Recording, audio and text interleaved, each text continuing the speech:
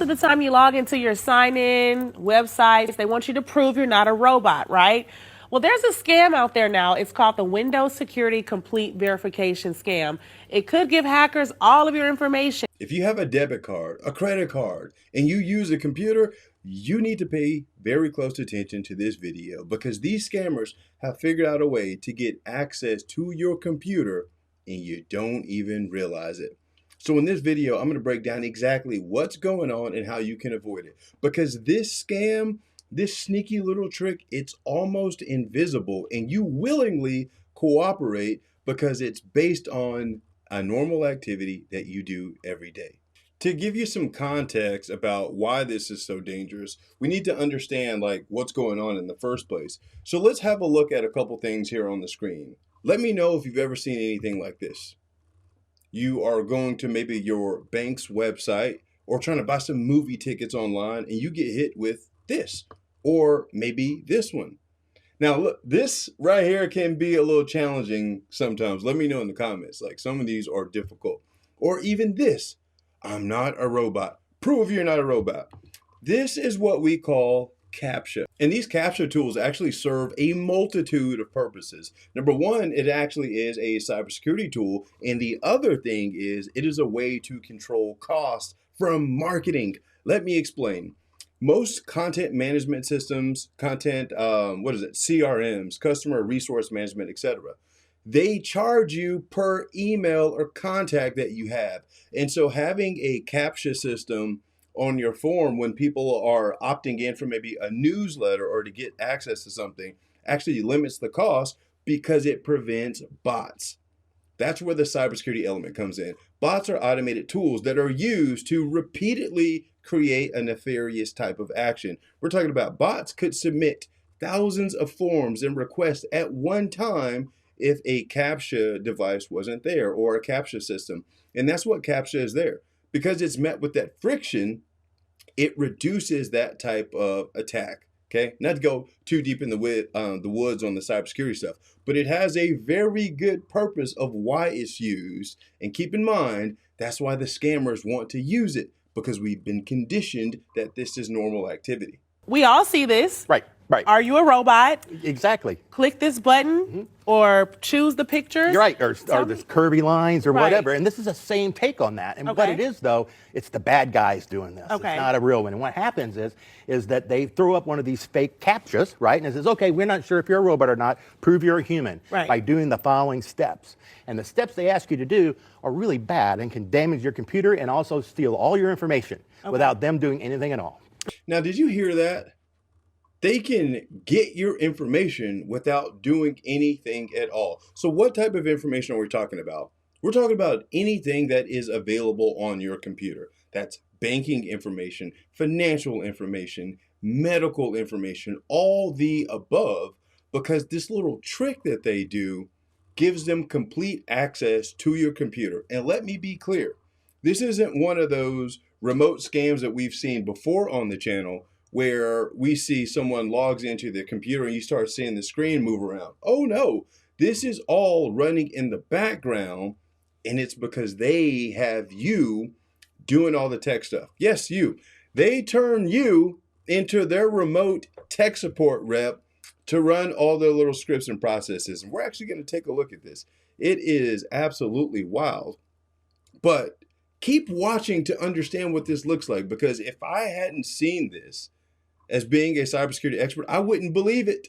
And most people will just do this second nature. Don't do it. Pay attention. What they do is they give you the hook of it is here's this captcha, finish it. And then what they do is when you click the verify button, it loads a script in the background. You don't even see it happen. So it copies things to the clipboard, right? Then it's going to tell you to hit Windows R, which brings up the run command, and then it asks you to paste that code into that command. And if you look at if you know anything about PCs, you can look at the command line and say, oh no, that would be bad.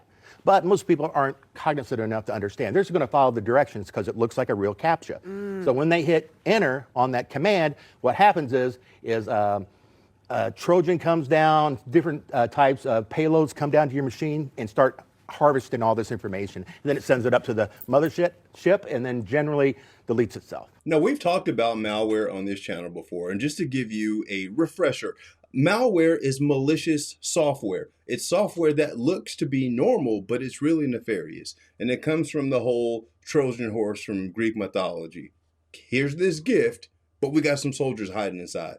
And that's what's happening here. And the reason why these scammers are doing this is because they know most of the population doesn't know anything about computers, and especially code that's actually been typed into a terminal. And while this bot is collecting your information, your digital wallets, your bank accounts, your social security numbers, anything on there, you might be wondering, how's that even possible? So I've broken down these scripts as part of cybersecurity investigations, and there is actually code that is written to the scripts that looks for different types of numbers. For example, there is a specific pattern that credit cards are written in the numbers, and they have to pass what's called a loon check to confirm that it's actually a legitimate credit card number. And so as a security practitioner, we actually have scripts that we use to check companies' computers to make sure that they don't have credit card data on it. And it's using that same process.